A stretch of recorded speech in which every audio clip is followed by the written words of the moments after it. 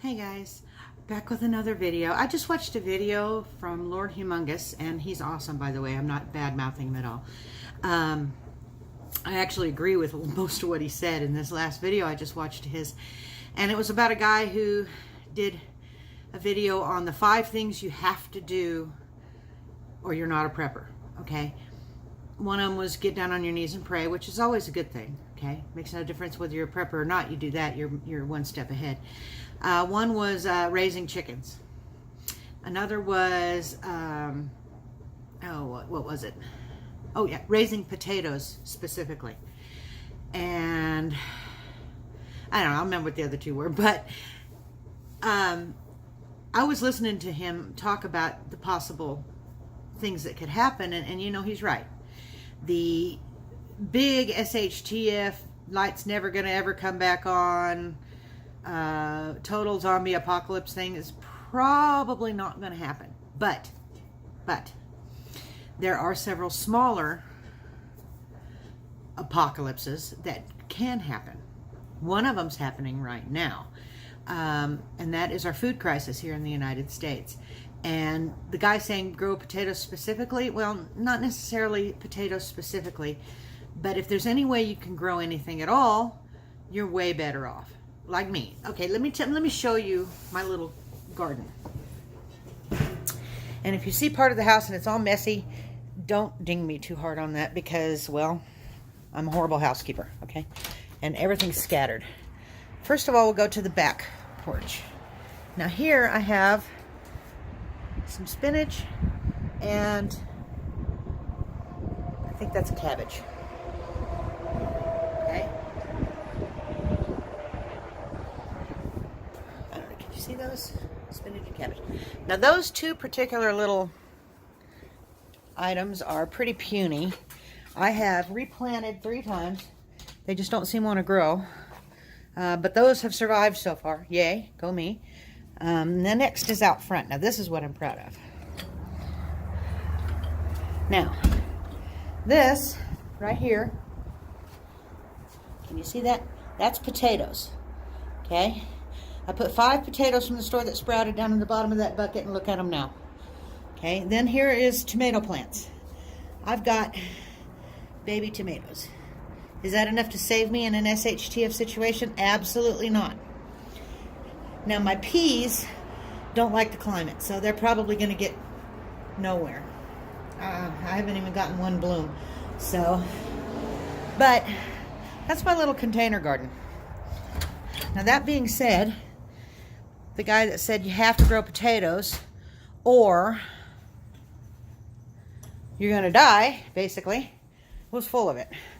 But you can grow potatoes in a 5-gallon bucket, even if you're in an apartment in New York City. Set it in your window. I think the idea was starches, okay? You got to have some I can't even talk. You got to have some high carbohydrate type foods to survive, okay? Because you are putting out energy. If you live out in the country, you're putting out energy to dig a garden, grow a garden, haul water, clean chicken coops, whatever the case may be, okay? And your garden can't just be green beans and carrots, and well, carrots got some carbohydrates, but it can't just be green beans, peas, and corn and carrots.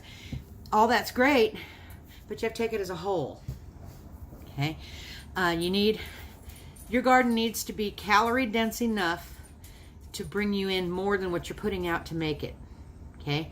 So if you're spending 20 hours to dig up your potato patch and you only have 4 potatoes that get grown, it was a calorie deficit, okay? You need to maximize your food space. Because right now, the entire world is right on the edge of a major food crisis. Most of the northern half of the breadbasket in the United States hasn't even gotten planted yet, okay? They got flooded, you know, Nebraska and that whole area. They got flooded really bad, as everybody knows. A lot of those people still haven't even been able to get crops in the ground. They're still drenched. Even if they're not standing in 10 foot of water, they're still drenched. Down on the Mississippi, okay, the Delta area, That place is flooded. Bad. Grand Solar Minimum News put out a premiere yesterday that I watched, and it was interviews of people down there, and I guarantee you what, it's bad. Okay? All across the globe. Okay? Italy, France, everywhere. They're having major crop losses. Even down in the tropics, they're having major crop losses from hail or frosts or whatever the case may be. So my advice is to you is to start growing some food and stock up on some food. Okay? You need to stock up on your basics. You can get that from the LDS cannery. Okay? And it's cheaper than other places. And then round it out with other things. But Lord Humungus made such a huge point about people prepping for the wrong things. Okay, what if you lost your job? This is one of his suggestions. What if you lost your job? What are you going to do for the next 2 to 6 weeks till you find another job? You got to have enough preps in place to tide you over, to get you through. Okay, that's what preps do. They get you through. If you have a homestead, more power to you. You're awesome. But instead of just chickens, have some rabbits. Have a hog or two. If you've got a homestead, you're out in the country, you can have a cow or a goat or 2 goats or, more than just chickens. Because what if your chicken flock dies? They had all that bird flu shit going on. They had the swine fever, whatever it was called. That's going on. All right. What if you had all your eggs in one basket, to make a pun out of it, and that particular species in your homestead kick the bucket? Okay? You have to be diversified, is my point. You need to have more than just chickens. You need to have chickens and rabbits and goats and whatever. But now you also, like I mentioned in the past, you have to have a way to feed those over the winter should the SHTF happen, so that they survive to make you survive. Okay? Because everybody says, oh, goats are cute, I'll never eat one. Baloney. If you're hungry, you'll eat it. Okay? And personally, I don't want to eat bugs and grubs. Please? No. I'm a human being. I want normal food, or at least normal to me. So I will be having chickens, rabbits, goats, hogs, and cattle. Okay? That's 5 different things. When my son is, of course, as you know, he's in the Army, and he's going to be probably getting out, and at that point we're going to move back to Oklahoma, and he has been looking at 50 acres over there. I don't know, whether that would be the 50 acres or not. If 50 acres is plenty enough for me to raise, 3 cows, half a dozen goats, rabbits, and chickens, and a huge garden. That's more than enough. Of course, if we ever get that, of course, then we got to put in the hay fields, make sure it's cleared, keep the pests away, make sure the fencing's up to par. It's a huge undertaking. Okay, and stringing fence. If any of you guys have ever strung fence, stringing fence is not easy. I have lots of scars on me, all over my arms, from running barbed wire. Okay, it will reach up and touch you if you're not careful. It'll grab you and it'll poke you and it'll rip you and it'll scratch you and other things. So having a homestead isn't just a 1/4 acre somewhere. Okay, in my opinion. Now this is all my opinion. Okay, I think Lord Humungus makes a wonderful points about his take on things. Just somebody could have 10 acres out in the country and be less prepared than somebody living in an apartment on the 15th floor in New York City. It's your mindset, and it's how you prepare for contingencies, which is exactly what we do. We prepare for contingencies. Okay, in my opinion, to prepare, the first thing you need is knowledge. You need to know what you're preparing for, what types of items that you're preparing for, whether it be hurricane, tornado, ice storms, SHTF grid down, pandemic, whatever the case may be. Like right now with the food shortage, you need to have food security, prep food. Okay. You need to, first thing's knowledge. Okay. The second thing is a plan. You need to plan for this. You need to sit down and write it out, and you need to make a list and check it twice, you know, and mark it off your list as you get that done. Don't just prepare one thing, though. You have to prepare a broad spectrum of things. Like you say, I need to prepare food. Well, you also need to prepare water to go with that.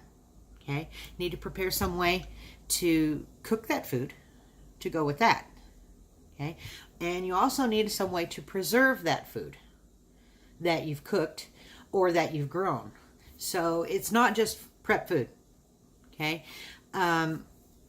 Everybody needs to have some sort of a bug out bag, because if you do have to leave your home or your homestead or your apartment or your travel trailer or wherever the case may be, you have to be able to take at least some gear with you, because gear will affect your survival. If you just get thrown out in the middle of the wilderness with a pocket knife and a toothpick, what are you going to do?